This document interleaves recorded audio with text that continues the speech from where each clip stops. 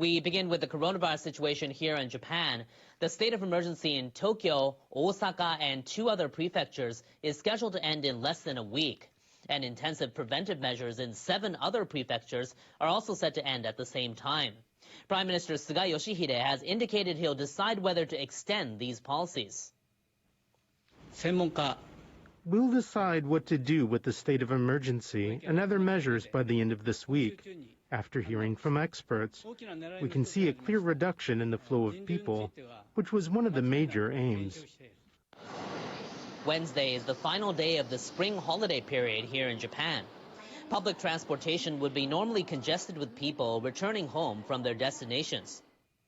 No major congestion was seen at Haneda Airport in Tokyo, but there were more people than the same period last year when the whole of Japan was under a state of emergency. We've met my parents in Western Japan for the first time since my baby was born. I was worried about whether to go home, but I waited for a year, and I thought I might wait another year if I missed this moment. Tokyo reported 621 new cases on Wednesday. The total count in the capital is about 143,000. Osaka confirmed 668 new infections, bringing the total tally in the prefecture to nearly 86,000. Meanwhile, officials in the northern prefecture of Hokkaido have decided to ask the central government to apply stricter measures to the city of Sapporo without declaring a state of emergency. The prefectural government and Sapporo, along with local doctors and medical associations, issued a medical state of emergency for the prefectural capital. It is a turning point to see if we can contain the further spread of the virus in the city and curb the rapid spread to the whole prefecture. Across the nation, officials reported over 4,000 new cases on Wednesday. 1,114 patients are in serious condition. That's the highest number to date. The World Health Organization says India is being hit hard by coronavirus variants. The WHO's latest report says as of Tuesday, the variant first detected in the UK had spread to 142 countries and territories, 3 more than the previous week.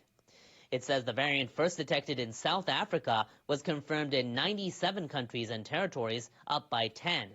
And the one first found in Brazil was in 56 countries and territories, up 3. The international health body calls these 3 types variants of concern and is keeping a close eye on them. They have mutations that could increase transmissibility and reduce the work of antibodies against the virus.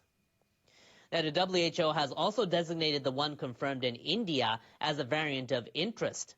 It was reported in at least 17 countries as of Tuesday last week.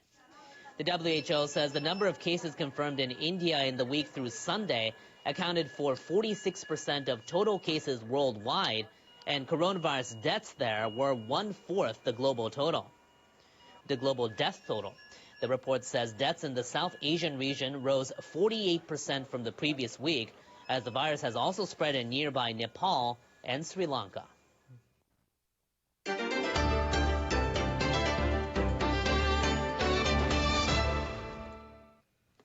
The foreign ministers of Japan and South Korea have held face-to-face talks amid chilly relations between their countries. Japan's Motegi Toshimitsu urged South Korea to take appropriate steps to resolve differences over wartime labor and those referred to as comfort women. Motegi met with his South Korean counterpart Chung Wi-young on the sidelines of the G7 meeting in London. The talks lasted about 20 minutes. It was their first meeting since Chung assumed his post in February. Motegi urged South Korea to take steps in response to a January court ruling ordering the Japanese government to compensate those referred to as comfort women. He also raised the prospect of taking the assets of Japanese companies in lieu of compensation for wartime labor. He said this must be avoided at all costs. Motegi urged South Korea to come up with an acceptable solution at an early date. Chung responded by explaining Seoul's long-standing positions on the issues. The two failed to narrow their differences, but they did agree to continue working through diplomatic channels so their countries can restore healthy ties.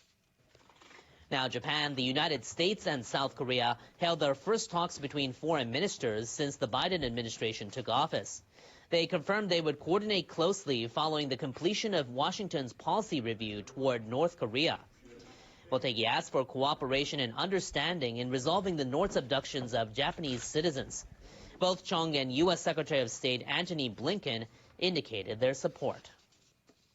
Now, security has been at the heart of talks between the foreign ministers at the G7. It was also on the agenda at a working dinner with their counterparts from nations such as South Korea, Australia, and India. British Foreign Secretary Dominic Raab welcomed these guests to the meal, noting their invitation underscores the importance of the Indo-Pacific region. In an earlier G7 meeting, Japanese Foreign Minister Motegi stressed he was seriously concerned about China's enforcement of a new maritime police law. Motegi also said the G7 and the international community must come up with a unified message on the situation in Hong Kong and human rights issues in the Xinjiang Uyghur Autonomous Region. Regarding Myanmar, Motegi said Japan welcomes a recent statement by leaders of the Association of Southeast Asian Nations. He said the G7 must support ASEAN's efforts and work closely with the group. Now, on the sidelines, Motegi met with EU Foreign Policy Chief Josep Borrell. The two shared serious concerns over any unilateral attempts by China to change the status quo in the East and South China Seas. Motegi welcomed an earlier agreement by the EU members to reinforce the bloc's presence in the Indo-Pacific.